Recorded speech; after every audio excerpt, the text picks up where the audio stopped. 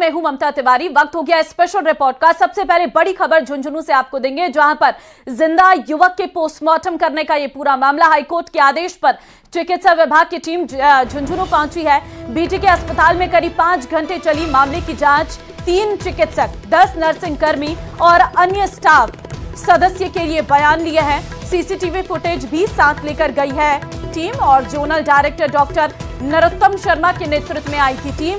4 सदस्यों वाली टीम में थे विशेषज्ञ चिकित्सक और अन्य प्रकरण से जुड़े सभी दस्तावेज भी लिए गए हैं। टीम सदस्यों ने रिपोर्ट बनाकर पेश करेंगे राजस्थान हाईकोर्ट। इधर मानसिक विबंधित पुनर्वास केंद्र को लेकर भी मांग उठ रही है। माकपा समेत अन्य संगठनों ने लगाए युवक से मारपीट का आरोप। केंद्र में मारपीट से युवक की तबीयत बिगड़ने का आरोप लगाया गया है। तो जिंदा युवक के पोस्टमार्टम का ये पूरा मामला है। फिलहाल आपको बता दें कि टीम तैयार की गई है और वो टीम जो है अस्पताल पहुंची है, जहां पर टीम के द्वारा सभी जांच किए गए हैं। उस पोस्टमार्टम की रिपोर्ट भी ली गई है। साथ ही साथ सीसीटीवी जो कैमरे लगे हैं वहां पर उन्हें भी चेक किया गया है, उसकी भी रिकॉर्डिंग ली गई है। और अब जो ये जांच टीम है वो आगे जांच कर रही है। बीटी के अस्पताल में करीब 5 घंटे तक मामले की जांच की गई है। चिकित्सक, 10 नर्सिंग कर्मी, अन्य स्टाफ के सदस्य भी इसमें थे जिनके बयान लिए गए। और अब दौसा से बड़ी खबर है, जहां पर दौसा पॉक्सो कोर्ट का बड़ा फैसला सामने आया है। कोर्ट ने आरोपी को सुनाई है उम्र कैद की सजा। आपको बता दें, आरोपी ने 12 साल की लड़की का किडनैप किया था। 2 साल पहले नाबालिग को नेपाल बॉर्डर ले जाया गया था। आरोपी ने फ्री फायर गेम के जरिए नाबालिग को फंसाया था। आरोपी कतर से फ्लाइट के जरिए भारत आया था। कोर्ट में पेश किए थे 35 गवाह और 16 दस्तावेज। दरभंगा के पास आरोपी को पुलिस ने गिरफ्तार किया था। तो दौसा पॉक्सो कोर्ट का ये पूरा बड़ा मामला है, बड़ा फैसला है। कोर्ट में पेश किए गए 35 गवाह और 16 दस्तावेज। बड़ी खबर इस वक्त आपको हम दे रहे हैं, जहां पर आपको बता दें कि दौसा पॉक्सो कोर्ट का ये बड़ा फैसला सामने आया है, जहां पर फ्री फायर गेम में लड़की को फंसाने वाले आरोपी को गिरफ्तार किया गया है। 12 साल की लड़की का किडनैप किया था। उम्र कैद की सजा अब दी गई है। और चलिए बढ़ते हैं आगे। उदयपुर से बड़ी खबर आपको देंगे। मेवाड़ पूर्व राज परिवार संपत्ति विवाद, ये मामला सुबह से बनी हुई है तनावपूर्ण। शांति जगदीश चौक से सिटी पैलेस के बीच छावनी तब्दील। 3 लेयर की बैरिकेडिंग से रास्ते को किया गया है ब्लॉक। विश्वराज सिंह और उनके समर्थक नहीं पहुंचे धूनी दर्शन के लिए। देर रात बिना धूनी दर्शन के लौटे थे विश्वराज सिंह। जगदीश मंदिर सिटी पैलेस के बीच का पूरा बाजार बंद है। एकलिंग जी मंदिर जाने का रास्ता हुआ निर्धारित। विश्वराज सिंह समोर बाग से बुधवार सुबह 10 बजे एकलिंग जी के लिए रवाना होंगे। तो मेवाड़ पूर्व राज परिवार संपत्ति विवाद, ये पूरा मामला है। आपको बता दें कि अभी भी जो पूरा रास्ता है वो बंद किया गया है। 3 लेयर बैरिकेड्स लगाए गए हैं। पूरा इलाका छावनी में तब्दील है। विश्वराज सिंह बुधवार को जाएंगे एकलिंग जी और वहां पर जो है जाने का समय निर्धारित हुआ है। एकलिंग जी मंदिर जाने का समय जो है वो निर्धारित हो गया है। दरअसल उदयपुर के पूर्व राजघराने में चल रहा विवाद सोमवार को हिंसक बन गया, जब विश्वराज सिंह मेवाड़ अपने समर्थकों के साथ दर्शन के लिए आ रहे थे। इसी दौरान जो है दरवाजे सिटी पैलेस के बंद कर दिए गए और जिसके बाद जो समर्थक हैं वो बैरिकेड्स हटाते नजर आए। फिलहाल आपको बता दें कि मेवाड़ पूर्व राज परिवार संपत्ति का ये पूरा मामला है।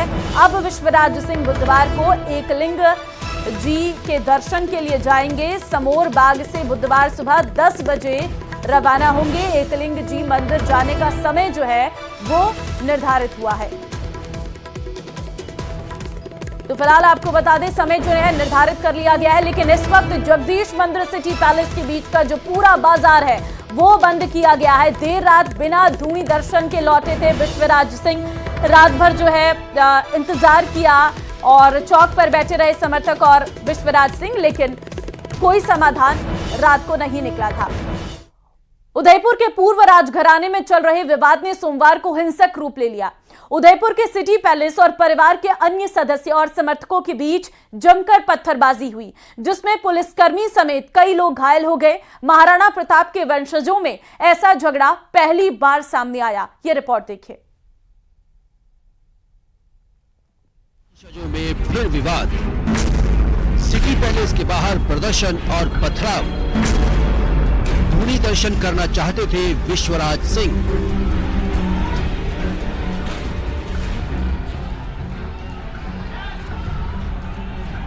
पूरा विवाद उदयपुर पूर्व राजघराने के सदस्य महेंद्र सिंह मेवाड़ के निधन होने के बाद उनके बेटे और नाथद्वारा से बीजेपी विधायक विश्वराज सिंह मेवाड़ के राज तिलक और इससे जुड़ी रस्मों को लेकर हुआ। लोकतंत्र आने के बाद राजशाही खत्म हो गई है, लेकिन प्रतीक के रूप में ये रस्म निभाई जाती है। विश्वराज सिंह राज तिलक के बाद सिटी पैलेस के अंदर इसी रस्म को निभाने के लिए धूनी के दर्शन करना चाहते थे, लेकिन जगदीश चौक पर विश्वराज सिंह के काफिले को रोक दिया गया और सिटी पैलेस प्रबंधन द्वारा अंदर जाने की परमिशन नहीं दी गई, जिसके बाद विश्वराज सिंह मेवाड़ के समर्थक पैलेस के बाहर प्रदर्शन करने लगे। सिटी पैलेस को जबरन लांघने की कोशिश हुई और दीवारों पर चढ़कर दरवाजा तोड़ने की भी कोशिश हुई। इस बीच पैलेस के अंदर से जोरदार पथराव हो गया और भीड़ तितर-बितर हो गई। माहौल इतना तनावपूर्ण रहा कि दोनों ओर से बड़े-बड़े पत्थर फेंके गए, जिसमें पुलिस समेत कई लोग घायल भी हुए। करीब 8 घंटे सिटी पैलेस के बाहर बैठे विश्वराज सिंह धूनी के दर्शन नहीं कर पाए और देर रात अपने निवास पर लौट गए। आप सब लोग मारो साथ दियो, मेरे वास्ते आप सबा ने मारो बहुत बहुत धन्यवाद। और मने खुशी है कि मेवाड़ में मनक आज भी जो है सही बात वास्ते आवाज उठाने वास्ते तैयार है।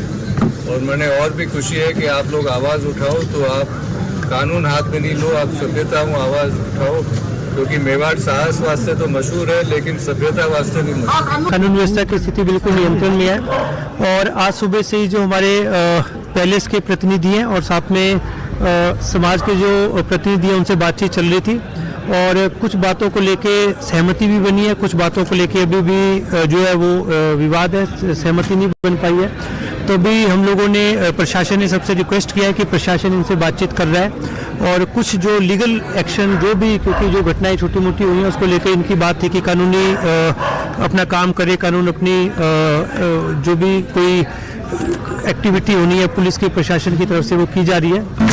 दरअसल मेवाड़ के महाराणा खुद को एकलिंग जी के दीवान मानते हैं। महाराणा की छड़ी इसी मंदिर में दर्शन के बाद पुजारी सौंपते हैं।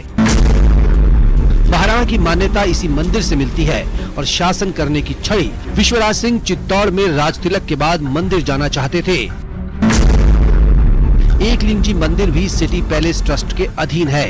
अरविंद सिंह मेवाड़ ने विश्वराज सिंह के प्रवेश पर पाबंदी लगा दी। फिलहाल जिला प्रशासन ने हंगामे के बाद बीच का रास्ता निकालते हुए धूनी वाली जगह को कुर्क करने और उस पर रिसीवर नियुक्त करने के आदेश जारी किए हैं। अब सिटी पैलेस के दरवाजे खुलने के बाद आगे की स्थिति साफ हो पाएगी। न्यूज़ 18 के लिए उदयपुर से कपिल श्रीमाली की रिपोर्ट।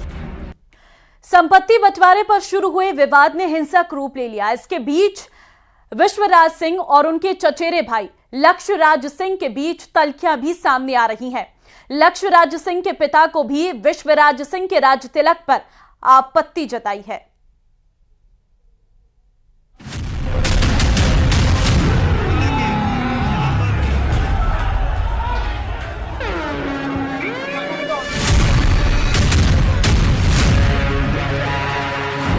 महाराणा के वंशजों में वर्चस्व की जंग, संपत्ति की लड़ाई पत्थरबाजी पर आई। उदयपुर सिटी पैलेस प्रदर्शन और पथराव।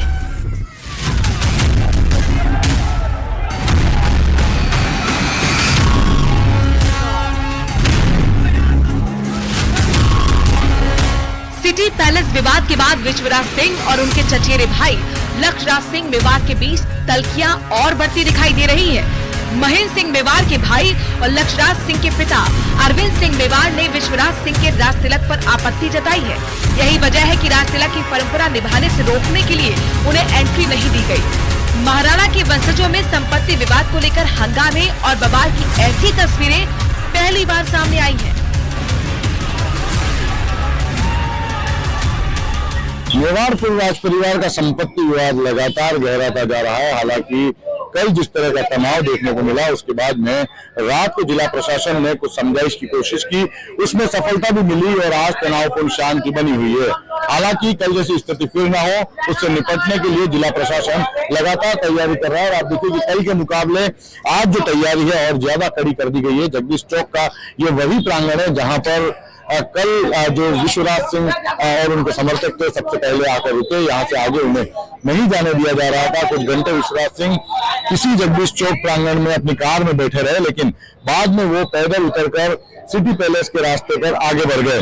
उनके साथ कुछ समर्थक भी आगे बढ़ गए और बाद में जो उपद्रव देखने को मिला वो सभी के सामने। लेकिन इस बीच आप देखिए कि आज की जो व्यवस्थाएं हैं, आज खुद जिला कलेक्टर उदयपुर के SP, ADM city, ADM rural और एएसपी सहित जो आला अधिकारी हैं वो जगदीश चौक प्रांगण में फिलहाल बैठे हुए हैं, मॉनिटरिंग कर रहे हैं कि किसी भी तरह से कानून व्यवस्था ना बिगड़ने पाए।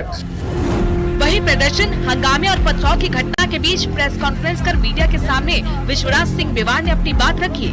मेवाड़ का कहना है कि अपने परिवार की परंपरागत दर्शन करना मेरा हक है।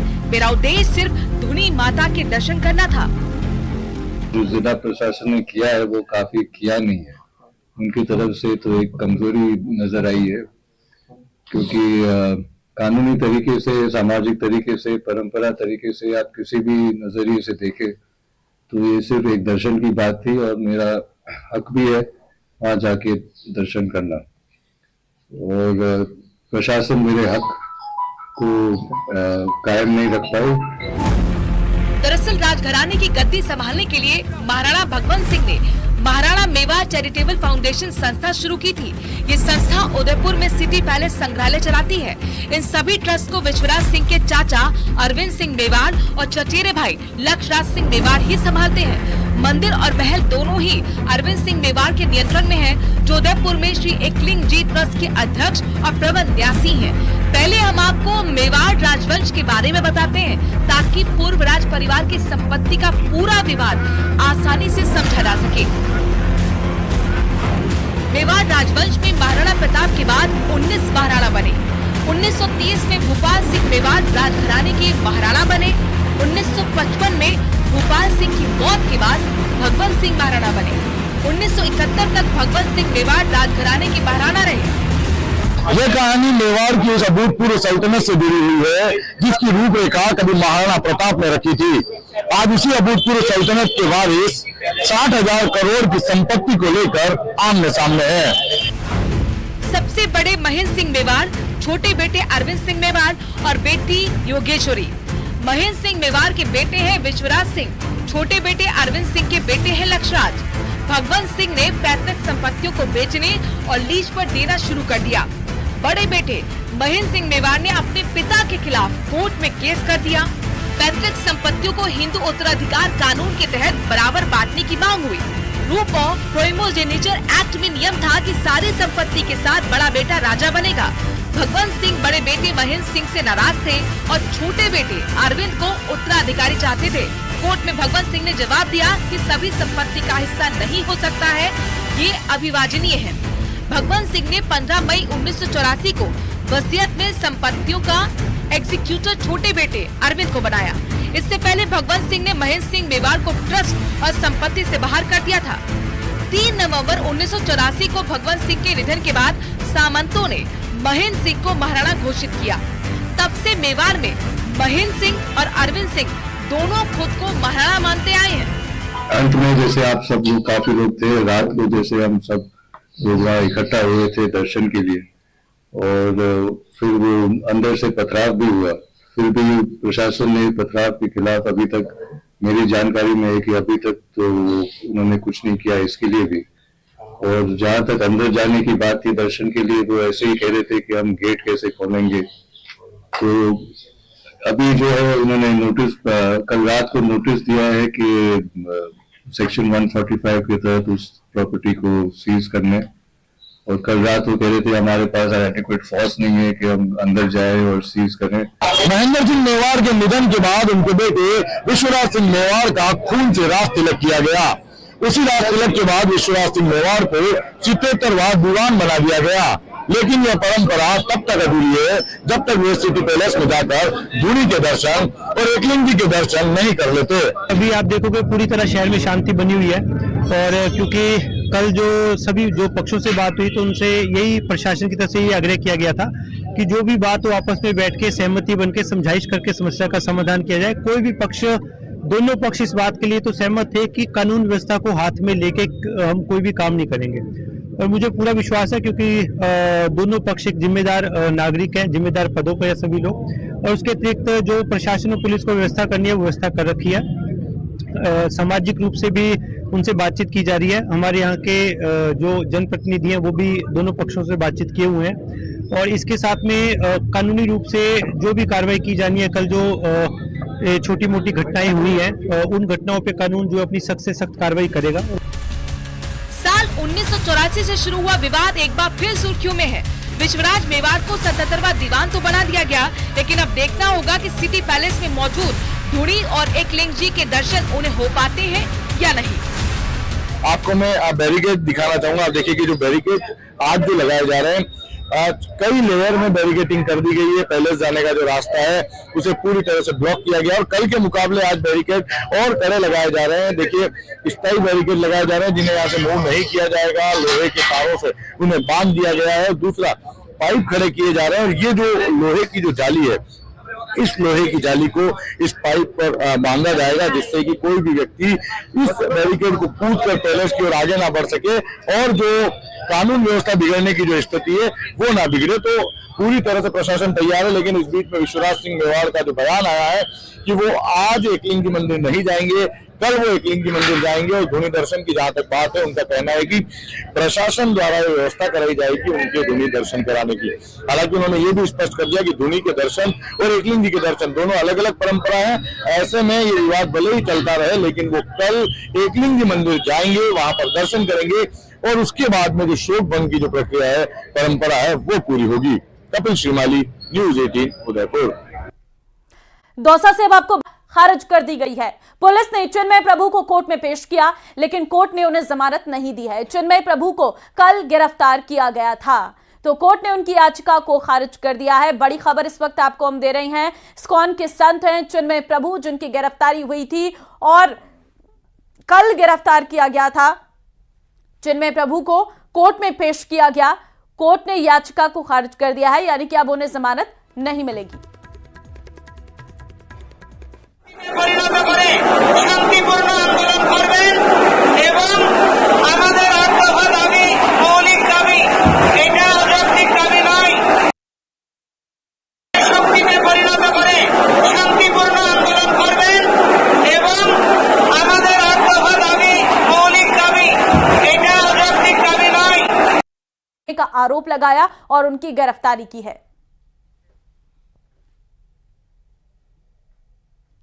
भी हाल ही में जो तख्ता पलट हुआ, उस तख्ता पलट के बाद जो जिसे कहना चाहिए आतताई लोगों ने, आतंकवादी लोगों ने जो सत्ता को अपने हाथ में लिया है, और जिस तरह से हिंदू समाज पे, हिंदू मंदिरों पे हमले कर रहे हैं, हिंदुओं के ऊपर हमले करने के साथ साथ जो लोग अपने आप को प्रोटेस्ट करने का प्रयास कर रहे हैं उनको आतंकवादी बता रहे हैं। हाल ही में बांग्लादेश में इस्कॉन मंदिर है, उनके अध्यक्ष जो चिन्मय कृष्ण दास प्रभु हैं, उनको जिस बेरहमी से गिरफ्तार किया है, उन पर जो गंभीर आरोप लगाए हैं आतंकवादी के साथ मददगार होने के लिए, निश्चित तौर पे वो सीधा भारत और भारत के हिंदू समाज पे हमला है। अंतर्राष्ट्रीय स्तर पे इसकी जितनी निंदा की जाए वो कम है।